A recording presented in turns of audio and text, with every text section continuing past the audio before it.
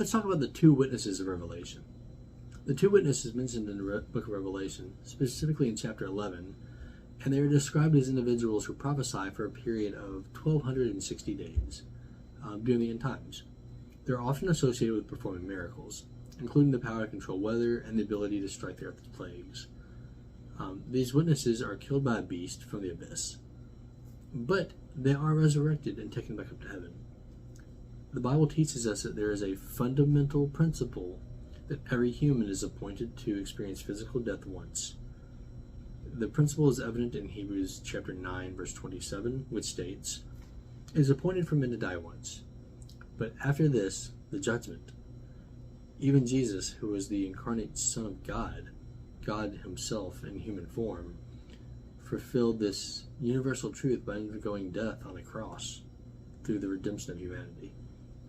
In his divine plan, Jesus' death and subsequent resurrection held a unique purpose, serving as the ultimate sacrifice for sin and providing eternal life for those who believe in him.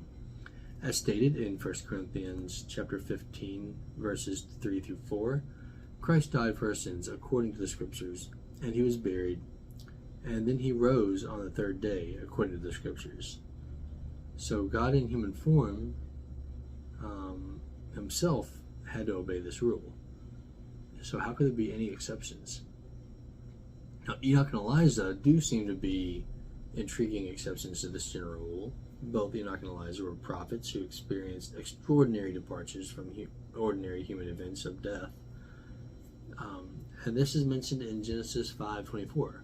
They, quote, walked with God and was not, for God took him. Similarly, Elijah was taken up in the heavens, as recorded in 2 Kings chapter 2, verse 11. But it's simply not required that these two individuals must return and experience death. I mean, it simply is required that they return and experience death, as this aligns with the broader themes of resurrection and God's sovereignty over death. In essence, these unique cases, Enoch and Elijah, can seem to be addressing a specific aspect of God's plan that involves their eventual death and resurrection, serving to harmonize their exceptional stories with the broader scriptural narrative.